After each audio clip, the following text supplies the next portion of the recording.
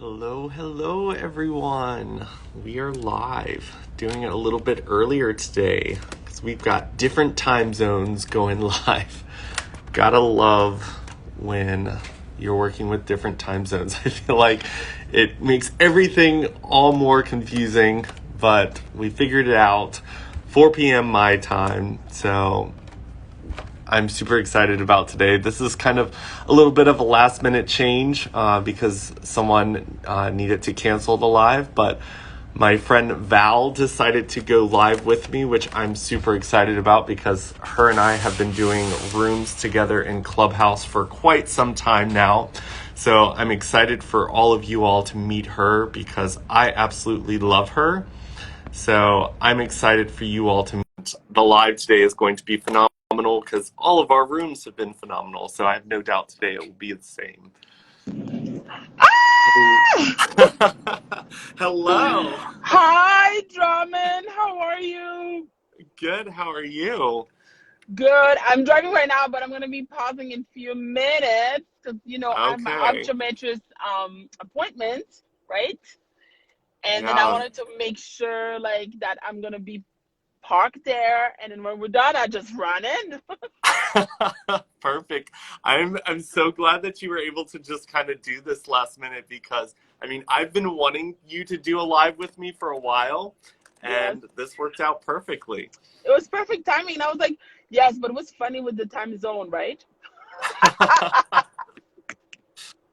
Who um could figure it out? I was like, oh my goodness. I was on a phone conversation with my friend KJ and I was trying to like figure out your messages and I was like, wait, do you want to move it an hour before 5 or an hour after 5? And then you sent me like a audio Voice. message and I was like trying to hit play and it wouldn't play when I was on the phone. I was like, I this is not working. know. I But I'm know. glad we figured it out. I know, me too. You know what? It's because I love voice message. I have a hard time with texting just because I think Yeah. it's so impersonal. But voice messages, if you're with me, like most of the time you're gonna see me like sending you a voice message because I just Yeah. love leaving the voice message and also receiving voice messages. Anyways, I mean, oh, I'm that's why we parking. connected so well on Clubhouse. I know, right? So I Yeah. will kind of let you go ahead. You said you were parking now, right? Yeah, I'm gonna park right now. Yeah. Awesome. So I will let you go ahead and introduce yourself so people who are watching the live know who you are, and then we can just jump into a discussion. Perfect. I know. Let me put it further down so people can see me. Hi. Much better. You just were looking at my teeth, and my dog is right here. Okay, so I'm Val. So I'm a resilient coach for single parents, but also do conflict resolutions and mediations. So that's basically what I do. My main focus really is the transitions from when you are married or divorced and then you're transitioning to singlehood. And so many aspects, so many things happen, right, into somebody's life. Even with a separation, a divorce, and then becoming a single parent, it could be extremely challenging. I went through it and I'm like, I didn't want anybody else to go through that. So I went to school, learned a lot, got a lot of stuff, all the credentials I could get, and start the practice. And truly, I'm loving it, loving it. Yeah. Hey, so Yeah, that's me. That's me in a nutshell. That's me. that's awesome. Yeah, I wasn't going through that same transition, but that was the same Yeah. kind of storyline of what kind of pushed me into the coaching aspect of my life is I kind of went through the whole coming out process and trying to Hmm. discover who I was. And that kind of made me want to help all the people that are still in the process of coming out. So I think that you and I really connected because we both have that passion for helping people through things that we've already gone through. And we've got our clubhouse room where we talk about making the uncomfortable comfortable. And I think that we've had so many phenomenal conversations We in have, Clubhouse. we sure do. It's a very interesting concept, right? Like bringing people into a room and tell them you actually going to be very uncomfortable and get Yeah. and sit down, relax to be extremely uncomfortable. And but to sit with it until you realize what's happening to you and then change that comfort. And yeah, so having you in that room truly brings such a great perspective, and I really, really appreciate it. Because it could be nerve-wracking, right? Because we have people from all over the world, all kind of different perspective, and the subject comes from like all very, those taboos that people don't want to talk about. That's what we talk about, right? And to Yeah. sit in a space where we can actually listen, not only with our ears, but also with our heart, and be compassionate, that can be challenging. But I think we've been doing a good job so far. Yeah. I mean, last week I think was the largest the room ever got, and we were talking about like the Karen culture. And I think that that was definitely a topic where people were going to feel uncomfortable. And it was interesting because a lot of people had very strong opinions on it, Yeah. and they were very different opinions. And it was kind of nice to kind of create that space. It was definitely, there were moments where I was just sitting there, I was just like kind of clenching and just listening. And I'm like, oh no, I don't know what to say after that. I know. But I think that it was kind of nice. And I kind of want to talk to you about like what kind of inspired you to host that room, because you were the one who came up with that idea. Yeah. And I think it was a phenomenal idea, because even before you had that room, I was starting to have those uncomfortable conversations with people around like the Black Lives Matter movement here in the Mm-hmm. United States. And those conversations were very uncomfortable, but I realized the importance of becoming more comfortable with having them. And when you titled the room that, I was just like, I have to be a part of this. I'm glad you came. You know, throughout my life, I've experienced a lot of racism, first of all, right? And but I think I've learned to just hold on to it, and to hold myself to be in those uncomfortable spaces, and manage to change my perspective towards it. Try to find how can I change my perspective, or also just to take a moment to listen to those people and find my way out of it. And then with the George Floyd that happened last year, it was kind of an awakening for me how much I was holding everything in. And I wondered myself, how many people are doing the same thing? How many people are in that same space than me? And then when it comes to the concept of privilege, and more people discussing about privilege, what this privilege is. And it was very interesting because at first for me, when I say privilege, like for me meeting you on Clubhouse, it was a privilege to meet you, and it still is, because we've built that amazing relationship together, right? And I have so many privilege that in my life. But the word privilege been changed as well, from after that awareness that's happening in this world, right?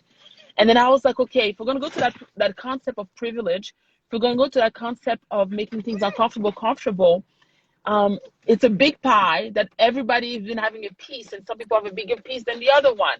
And then now everybody, we're going to want to share that pie. So when you used to have a quarter of the pie, and then you're going to have an eighth of it, so you need to tell yourself, okay, I'm going to get the pie is going to taste the same, right?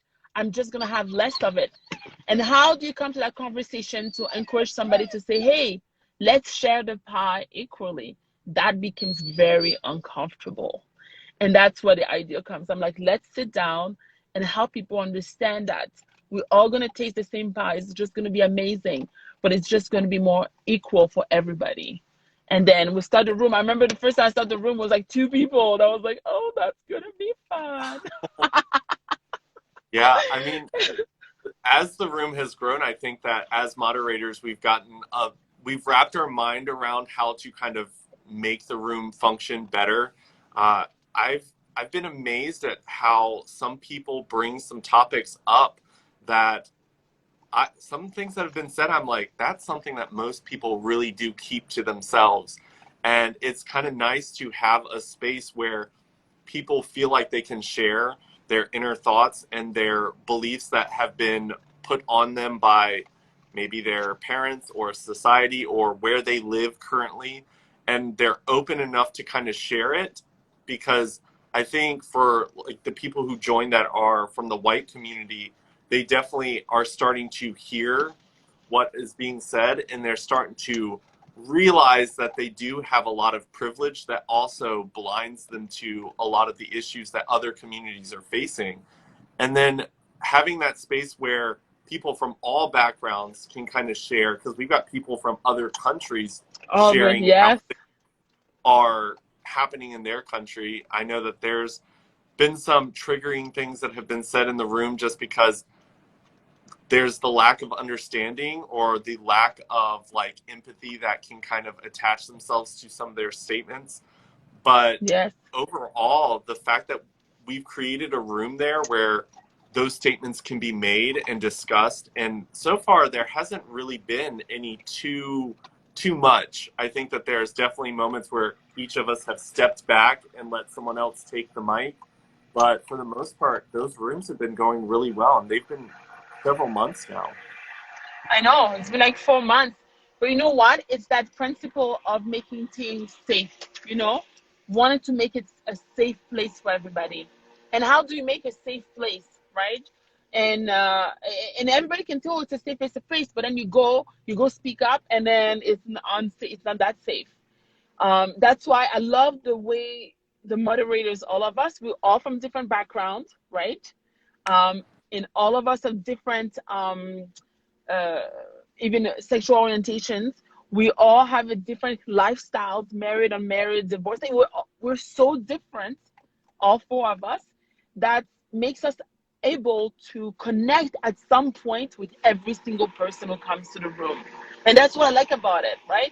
Everybody, I can relate to this person. If I can, you will, or Deneen will, or Anne will. Each one of us, we can relate to some of those people, and that makes such a big difference. I think so much difference. And you're right.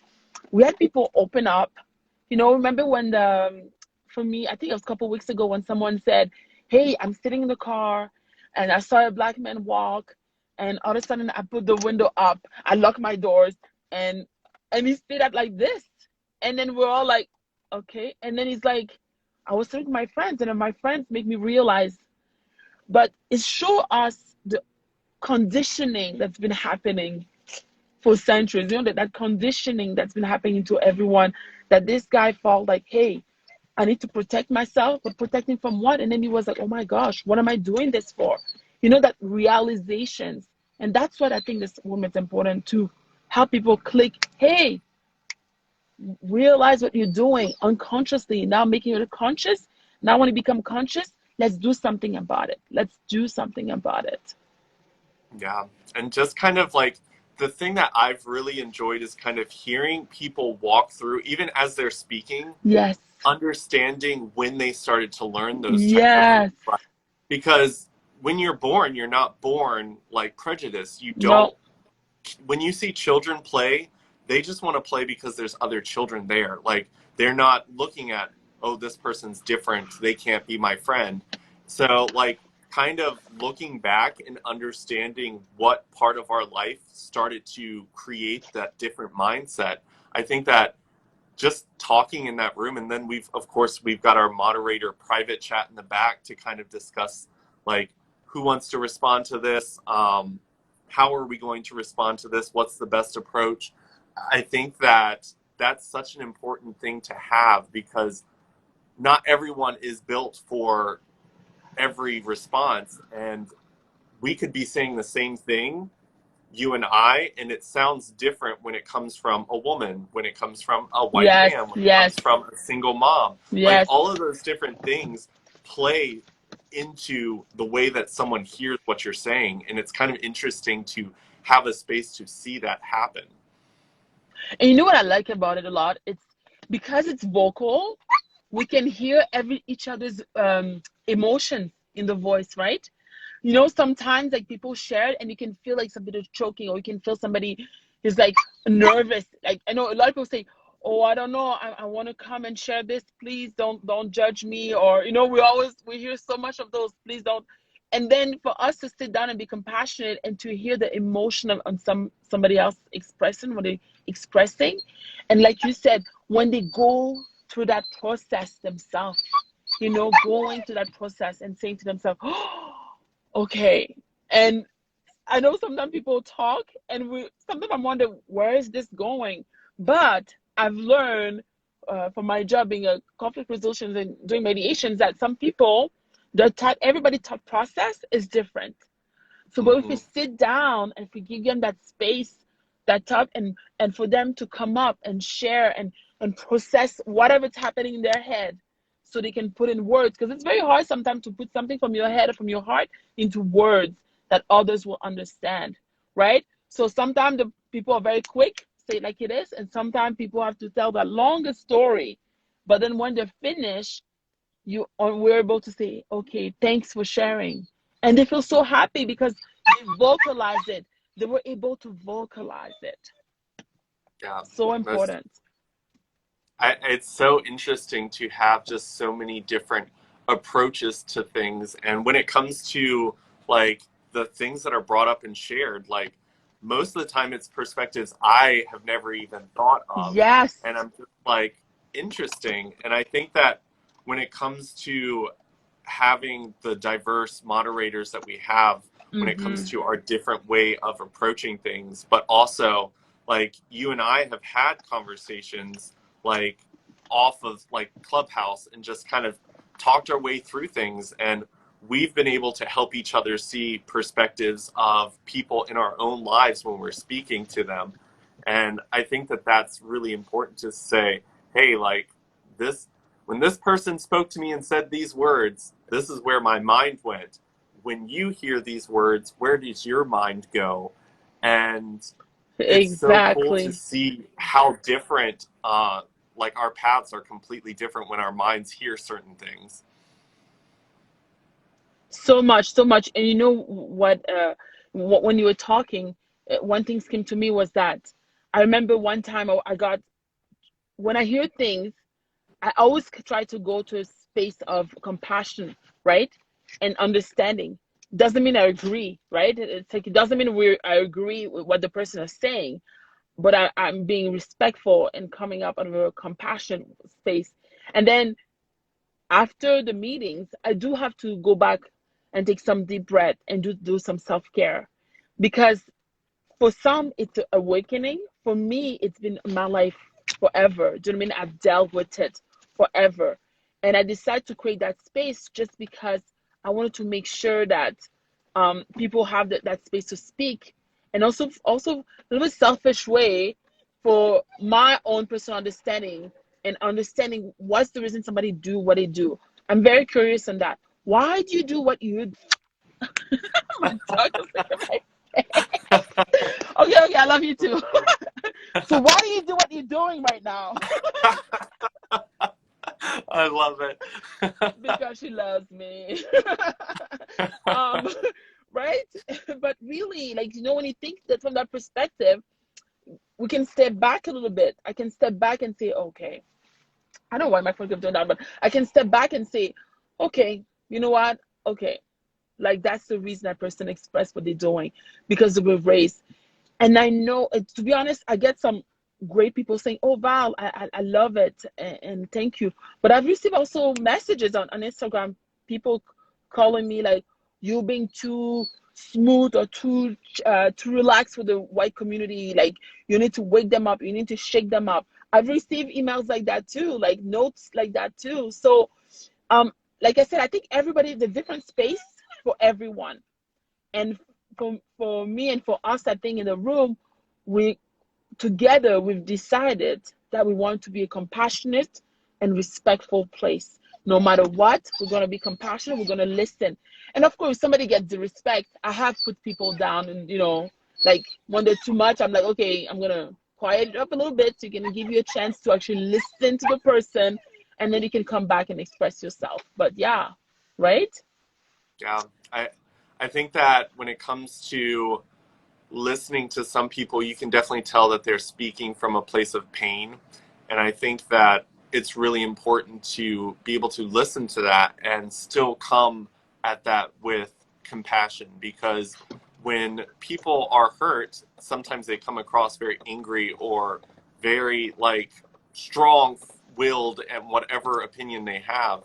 And sometimes that blocks them from hearing. There's definitely been times where something that someone has said in the room has triggered that, because as soon as their response comes in, it comes off very attacking.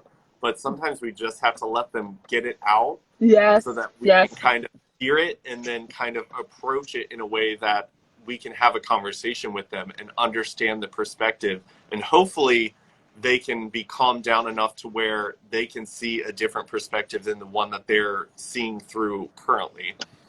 yes. And you know what? Emotions, right? Be angry, be loud, and say, express yourself, express your truth.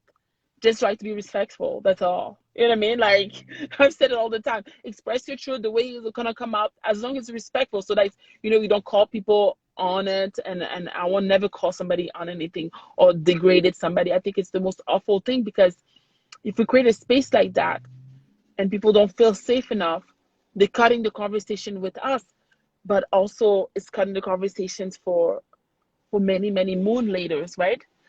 I really believe that. Like when we open the door and that opportunity for the people to share with us, then they're like, oh, okay, then I can talk more. I can express myself more so I can grow more.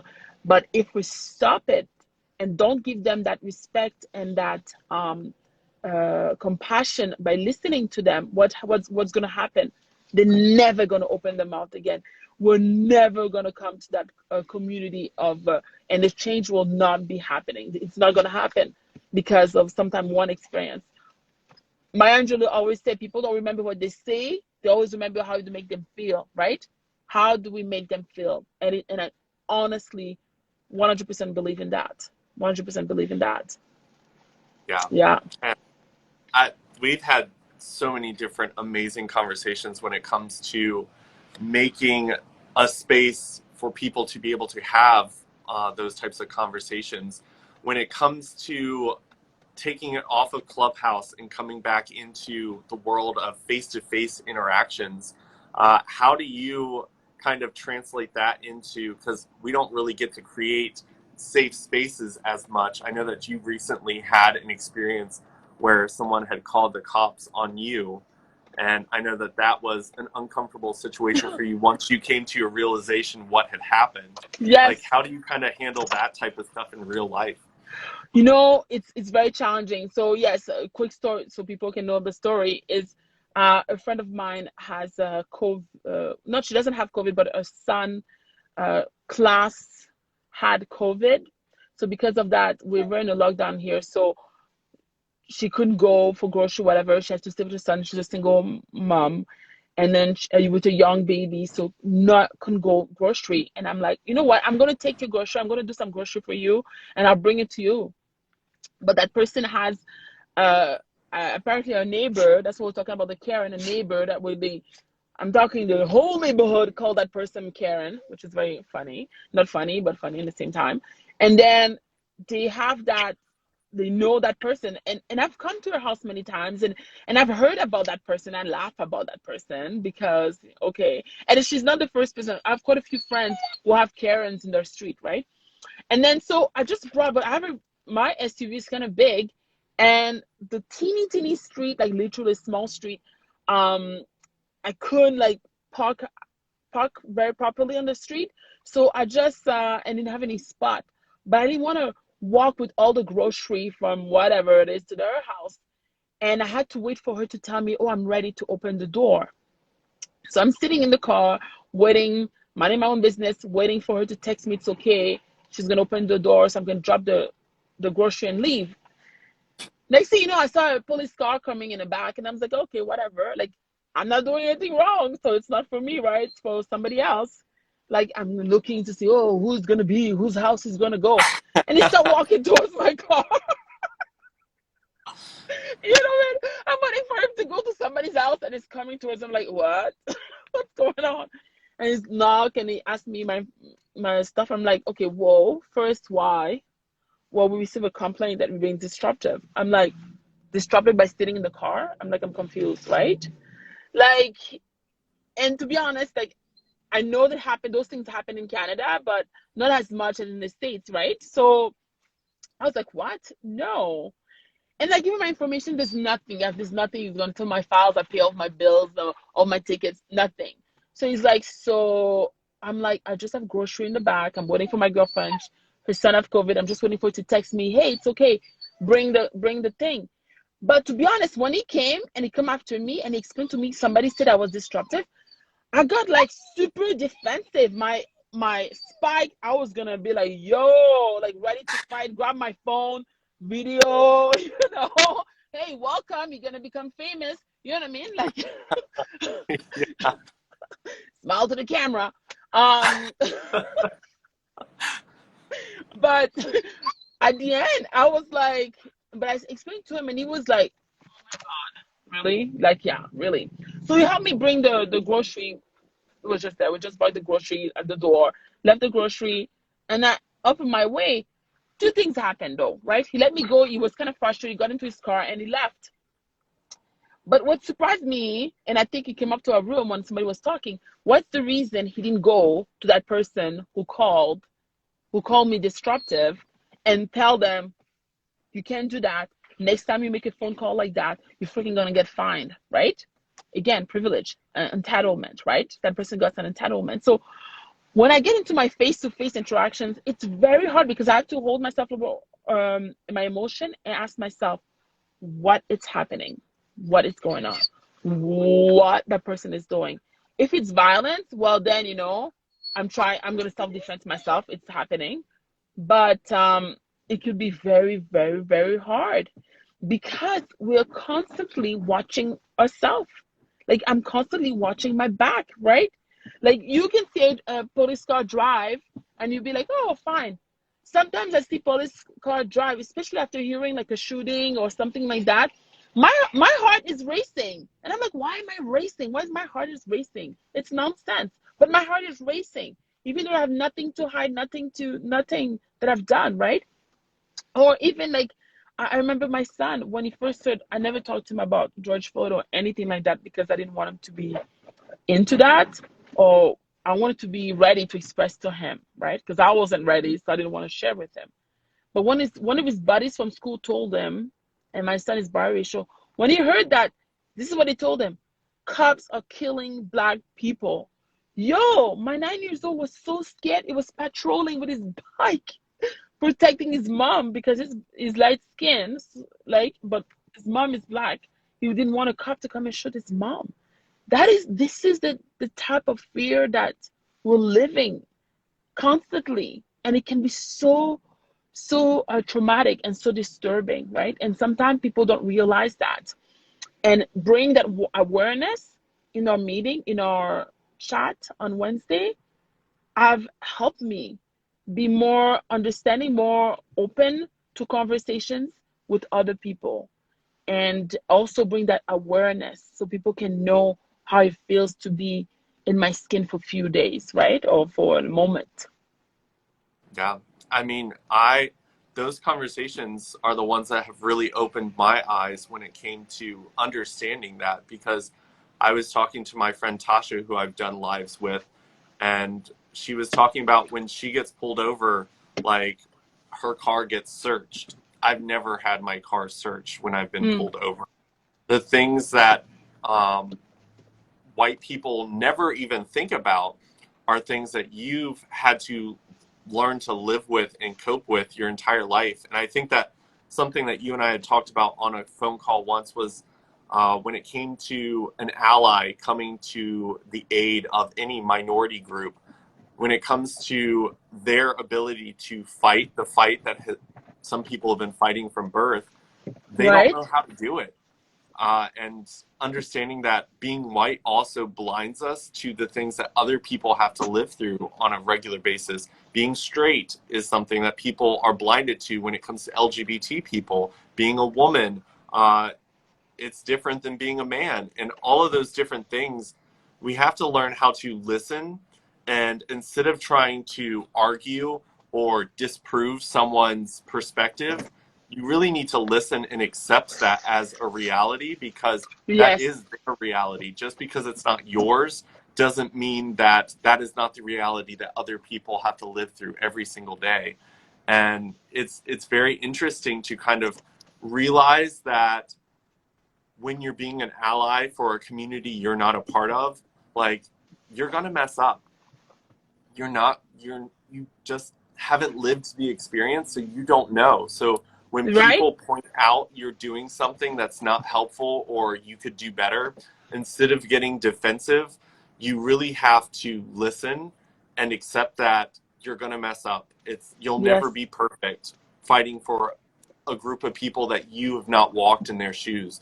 But it's definitely a nice thing to have relationships like yours where we can have those conversations and know that the heart is in the right place. It's Yes. just we haven't had the knowledge to kind of help us through the things that we don't understand yet. And having conversations with you and all my other friends that have really helped me, like, it really does help in rooms like the Making the Uncomfortable Comfortable. Comfortable, comfortable. Yeah. It's opening people's eyes to things that they wouldn't have heard in other situations, because there's a lot of trauma, and trauma causes a lot of inability to communicate effectively in our communities. And I think that the more we become familiar with making those conversations happen and pushing past that uncomfortable feeling, I think Yeah. the easier it will be for us to understand each other's different journeys. So true. You know what? It is so true, and it brought me to think about. I don't know if you remember that when it was that a grandma was talking about that. It never really matters to her, the Black Lives Matters or anything related to it, because she was thinking about it didn't really affect her personally. But then her son married like a black Jamaican woman, and then now they had a grandson, and all of a sudden she's like scared for her grandson because he came out like more darker. Because that's what happened when you biracial kids. You never know what you're gonna get. It's like a box of chocolate, right? What's gonna happen? So her son is more darker, and then now that grandma is like super nervous, like it's like whoa, the awareness happened to her because now it could be relatable, right? That's that aspect of being relatable. And I remember her asking us, but I want to talk to my step daughter, and then for some reason she doesn't want to talk about it. Well, two things: she's tired, right? She's tired of talking about it, and it's traumatic. Like we're talking about trauma. It can be very exhausting and traumatic, and we all want to break from it at some point, right? Especially when it comes to families, that is expectation that you should know what we're talking about.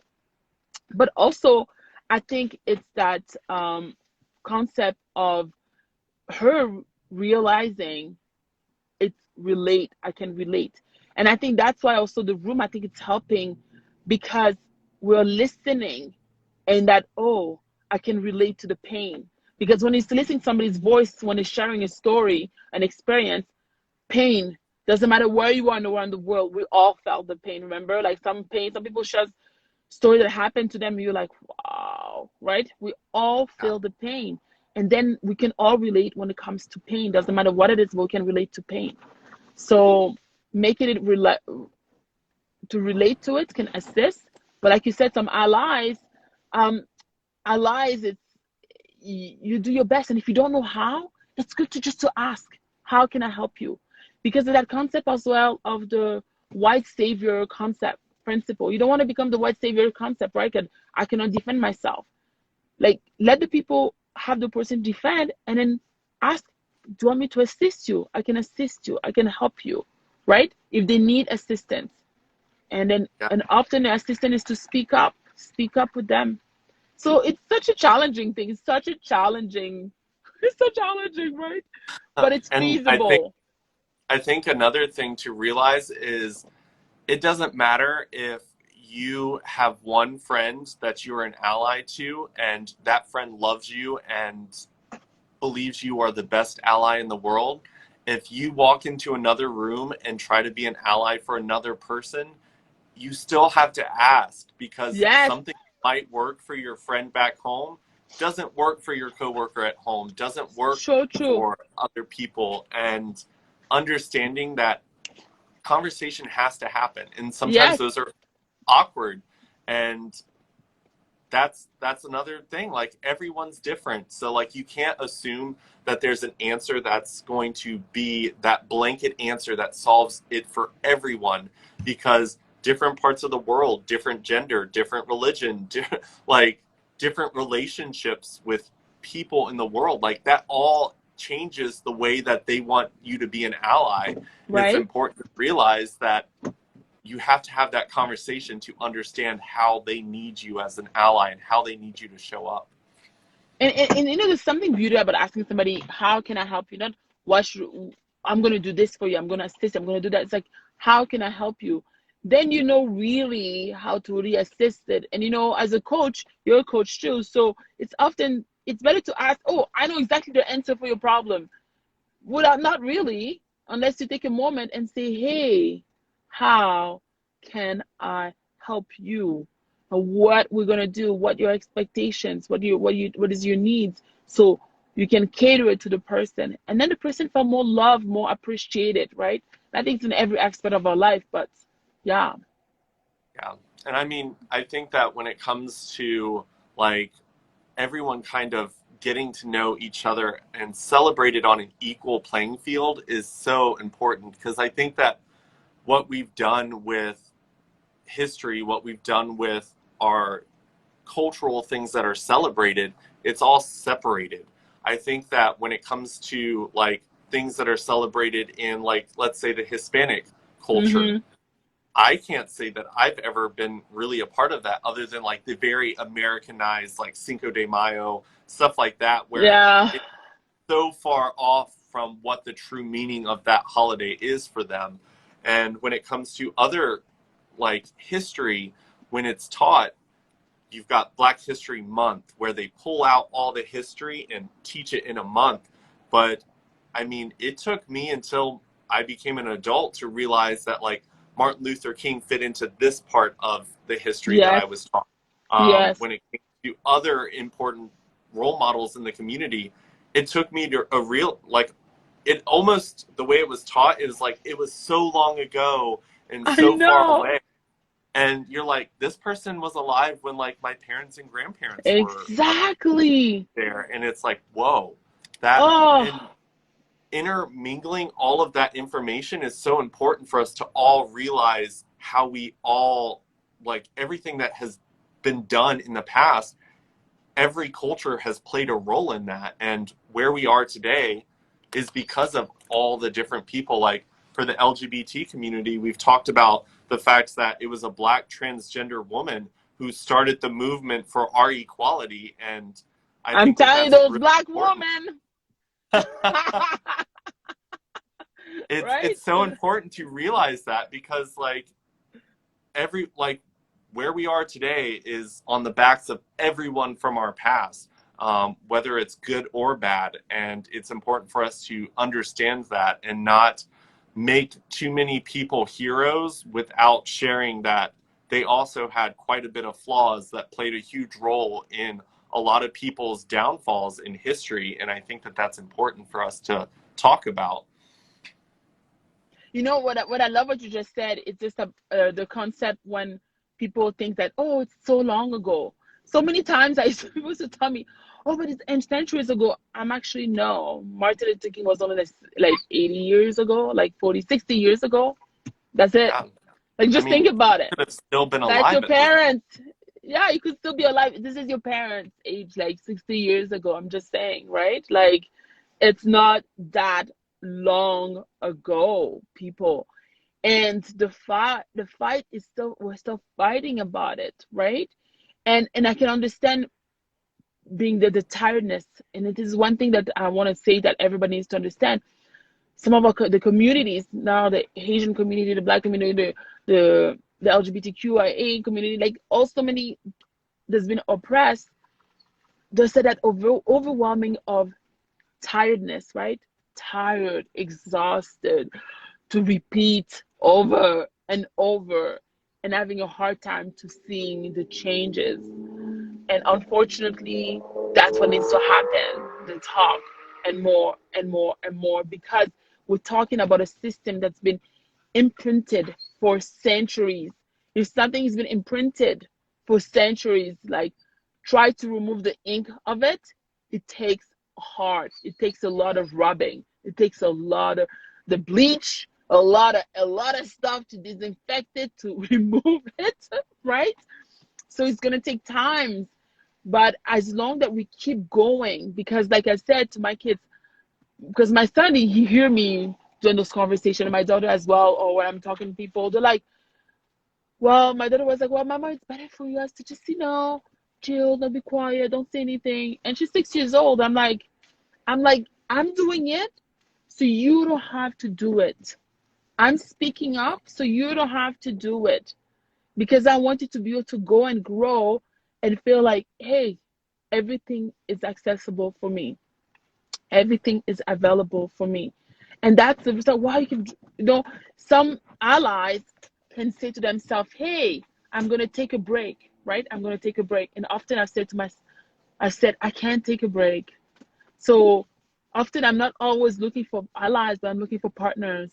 I'm looking for co-conspirator, like people like who's gonna be there and assist in the good and the bad and the ugly and the fun as well, right? And Yeah. that's what it is. And to say, hey, I cannot take a break. I will take a minute, 24 hours to myself, breathe a little bit, but I have to go back. I have to go back. So my kids can have that chance and have the full blown possibility and opportunity that any other kids. And I'm not only talking like just for black children. I'm talking for anybody who needs to have the same rights. And I think it's so weird for me for people to think that you could not have the same right as me just because you think differently, just because you're a little bit different than me. It just, my brain never understood that, never understood that concept. I still don't get it.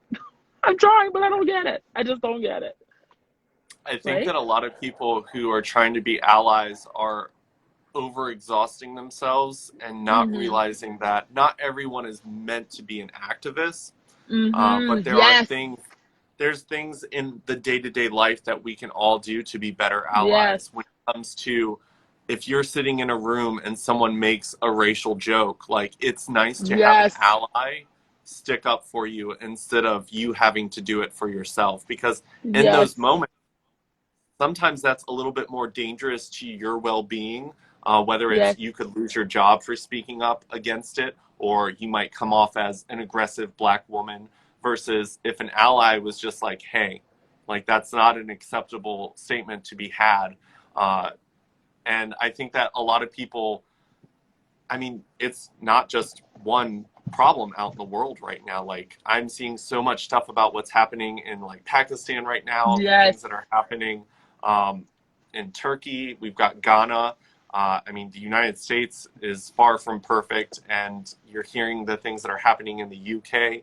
Like, it can be exhausting to be constantly on and seeking out uh, things that you can do to help. But I think people need to realize that they can pull out of that, because social media has connected us on a grand scheme to where we can see so much. But a lot of that stuff that we're seeing happening is also Yes. happening right in our own backyard.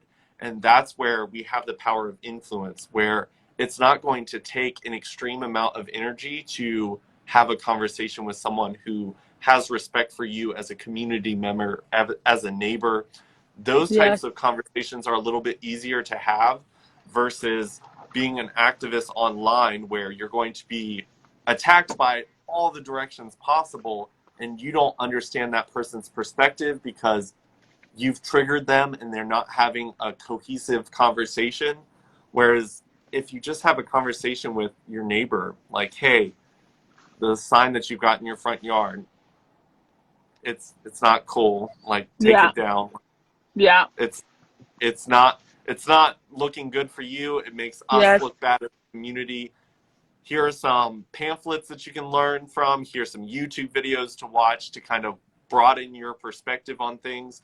Those types of things do, like, change things. Like, small movements do create, like, a big wave later on. Like, I personally have had so many conversations with people in my local town, and yes, that's not going to affect like someone on the other side of the world, but that impacts the community that I would be bringing a child up in. It Right? affects my friends' children that they're having. And I think sometimes people get a little bit too overwhelmed, and I I got slapped in the face with the whole, well, I'm not going to, like, I'm going to just go and hang out at home with my sister and my nephew. And one of my friends was like, well, that's your privilege that you're able to do that, because Mm-hmm. I don't have that privilege. When I go home, I still have to deal with that. And it made me realize that, like, yes, that is a privilege, and it is something that I need to be aware of and sensitive to. But also, like, we all have privilege. Like, you have a privilege of being, like, part of the straight community, whereas for me, like, some people will hear that I'm gay and, like, put those earplugs in and not hear anything I have to say. Mm-hmm. And, like, we have to focus on our privileges and our means of influence so that we can use those types of things to bring the change that we know the world needs to see. Yes, and you know what? And I love you brought that in perspective as well. And I think it's all into balance, right? We need to make it turn into or part of our life. Has to become natural for us if we see something unjust, just to speak up. It has to become just a natural thing, not like, oh my God, okay, I'm an ally now. I have that label now. Now it's time for me to do something about it. No. Sometimes we get annoyed when people say, oh, I'm an ally because I spoke. Well, it should be part of you, you know? I remember when it's interesting because people make jokes about other people when from different group, right? So for me at work, a couple times people are making jokes about the indigenous people because that's what they do here. In, most of the time in Alberta, where I live, there's a lot of jokes, and it's a lot about the indigenous because I'm black. You know, probably if I turn my back, there's the jokes about black people, right? But and I remember people laughing, and I remember staying and I say, I don't get it. It's not funny. They're like, oh, okay, English is my third language, so they'll be like, oh, it's because you don't get it, Val. It's the it's the language. I'm like, no, I get exactly what you're saying. It's just not funny. Just not funny. Yeah. It's just not funny, right? And they're like, well, come on, think about it. I said, okay, let me switch it, but putting the white on replacing the indigenous and replacing with the white. And I'm like, that was funny, right? And they all looked at me. Yeah, oh my gosh. I am laughing, dying. It's so funny, you know? Yeah. And they're like, oh, you always think it's so like big, like it's no, because it start like that. It start like that. It's not Yeah. innocent. It start with the jokes. And after the jokes, it start looking at somebody being beat up and be like, oh, okay, I'm not gonna do anything. And next thing you know, injustice. Next thing you know, somebody got killed. Do you know what I mean? So it has to be a natural part of ourselves to say, hey, I'm in a meeting and somebody's talking the meeting and I feel like it's unjust. Hey, stop. It was not funny, right? Yeah. I've called some upper management and say making jokes about Mexican. I was like, I don't what's funny about that? You know what's Yeah. funny? I don't get it. So Yeah. we need to make it part of our everyday life. Yes, boo boo. Yeah. Yes. Oh my God. Sorry. Yeah. Somebody really want to kiss me. Yeah, I mean, I think that it's important for us to all realize that when it comes to fitting in, like, you don't want to be that silent person that laughs at an inappropriate joke Yeah. because you're afraid of being kicked out of the cool club, or you're Yeah. afraid that you won't get a promotion because you didn't laugh at your boss's, like, racial joke. Like, at the end Yes. of the day, like, when I started standing up very loudly against all of it, like, the people that started coming into my life were better people. And, Yes. like, the rotten people that thought it was cute to make racial jokes, who thought it was cute to make gay jokes, like, as soon as I started saying, hey, like, it's not funny, like, those people either learn to hold that in and fix it, because I will call everyone out. I don't care who they are in my life. I will call management out. I will call best friends out. I will call celebrities out that I'm friends with. Like, I will not have that.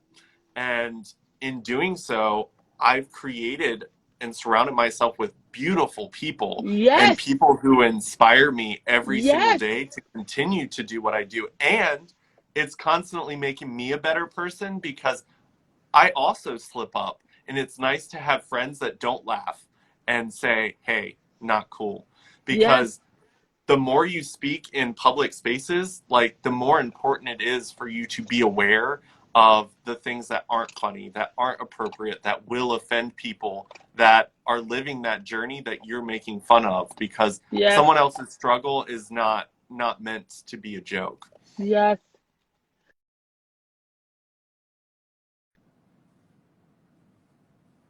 I want to say true. Because you know what? Like for me, that that perceptions that, oh, I'm doing it, just do it for yourself. Just do it so we can all finally live in a peaceful world, right? Oh, I know friends have told me, oh, I'm just tired. Like everywhere you turn on the TV, it's all about like Black Lives Matters, or now it's like stop Asian hate, and then now it's like this and like that. Like, well, right? We won't have to do any of that if we all decide that, hey, let's just chill and live together and be equal and love each other for who they are. Like that would be easy, but we're not there yet because some power have Yeah. decided that that's not going to be the case. But it's up to us. There's power in the people. I'm going to tell you, my ancestors. I'm Haitian. I was born in Haiti, raised in Montreal. But for my ancestors, we're the one who came with the first Black colony to get their independence. So I'm going to tell you that there's power in the people, for real, for real. If everybody decides to put themselves together, the power to be has no choice to change.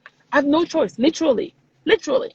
Right? That's how real change has been made. Like when everybody has to gather themselves and say enough. And that's the reason that it's so easy to not educate, the miseducations, the falsehood that's been taught for so many years, because that's the way to control. But when we take ownership to go and learn and to unlearn, to relearn the truth, honestly, we get together and there's power in our words, there's power in the number. Because there's an African proverb that said, until the lions have some historian, the tale is going to be told by the hunter. And you're going to tell what the hunter is going to say, right? It was the best thing ever. Look at the lion I got, right? And the lion's going to be, yo, you took away my livelihood. You took away my life, right? So we Yeah. have to think about this perspective as well. And I I just think love that you, though, Robin. I just love I talking to you. I like, one of the things, like, in one of the rooms we were talking about that really just like hit me really hard was when people were talking about how we're always going to be divided, because people are meant to find people that are similar to themselves. Yeah. And the statement I made was so true, because as I started to learn how to love and accept everyone, as I learned to love and accept myself, Yes. my community, instead of basing it upon any physical appearance, like, I started realizing that my community was people who were using their heart to help change the world. And Yes. in that sense, my community is the most colorful, diverse group of people, because I don't really fit in. I don't go and go, oh, I feel so comfortable hanging out with white men. I don't feel, oh, I feel so comfortable hanging out with LGBT people. I feel the most comfortable when I'm surrounded by like-minded people who are like, how do we unify people? How Yes. do we bring people together? How do we educate? How do we show people different perspectives than the ones that they're currently living in? And I was like, that's my bubble. Like, that's my people. And I was just like, I mean, you, Deneen, and Anne, like, Garland, Yes. Michael, who's in here as well. Like, Yes. And that's Michael. my bubble of people. And I'm just like, that's who I want in my circle, because when life throws things at me. The fact that we're so diverse and have so many different journeys to get to this point where we're together, like, we can uncover so many solutions because we're thinking differently than each other, and that should be celebrated. Celebration. So 100%. And you know what? Because we're speaking the language of the spirit. The language of the spirit is the most beautiful language because we all get it. We all get it. We all feel it. We all understand it. Doesn't matter what color you are. Doesn't matter what you are. Doesn't matter where you live. When we start to speak that language, we all get it. We all understand each other and we all love each other. And there's nothing better than to be surrounded yourself. And one thing that you said I really, really love, when I start to love myself, when I start to take care of myself, when I start to understand my worth, it is so easy to see the worth of other people. It's so easy to love other people. It's so easy to respect other people. You know, we have to start first within ourselves, and then it's so easy to see from other people. And I think that's the thing that we need to change as well. That self evaluations and to learn to love ourselves more. We have to do all that self-healing so that we Yes. can see past other people's hurt, because you can't help other people if you haven't healed yourself first, because Zero. it's triggering. Like, if you're hurt still and someone hits a trigger, like, you're gonna be a bomb and mess up everything that you just tried to create with all the healing you were trying to pass down onto someone else. So yeah, and we've seen it a couple times in the room. I've seen some people and boom, bursted, and you have to bring them back and say, okay, friend, like, you know, I understand it's something happened right there, right? But let's bring it back. Let's bring it back and understand what truly is happening here, right? What's the concept? So that's really, really good. Oh my God! I see that we're getting close to when you have to leave for your appointment. So I just wanted to say thank you so much for doing this with me. And I'm sure we'll probably do many, many more in the future. Now that Android is open to Clubhouse, I highly recommend everyone download it and join our room, because every week that room is just blowing up with beautiful things. It can get uncomfortable, but it's worth it. It's every worth single it. week. Every single week. And this week we're talking about fear, right? The propaganda of fear. So that's going to be a very another interesting conversation. I just want to say thank you, Drummond, for doing this beautiful positive talk every day. That's a lot of commitment, and we've been doing it. And I thank you so much. It was my privilege to be here with you. And thank you so much. I love you so much. We met on Clubhouse. I will never forget. We've been texting and talking, and then when you video conference me, and I was like, oh, hi. And you're like, do you know it's the first time we're actually seeing each other live? I'm like, no. Really? No. Yeah. Because there's that connection that happens so strong that I felt like I knew you forever. I know you forever, right? And I love this connection that we can make. So thank you so much for being such a wonderful person, wonderful human being, Drummond. I love you lots. Yeah, thank you for everything that you do as well. And I'm so thankful our paths crossed when they did, because, like, since we've met, like, so many beautiful things have been happening, and I can't wait to see what the future holds for sure. Me too, me too. And I love everybody. I've been seeing Michael and a couple other people, Eric, and a few people, Deneen, a few people coming. So hi, everybody. Love you all. Sending you so much love. Torah. Kisses. Awesome.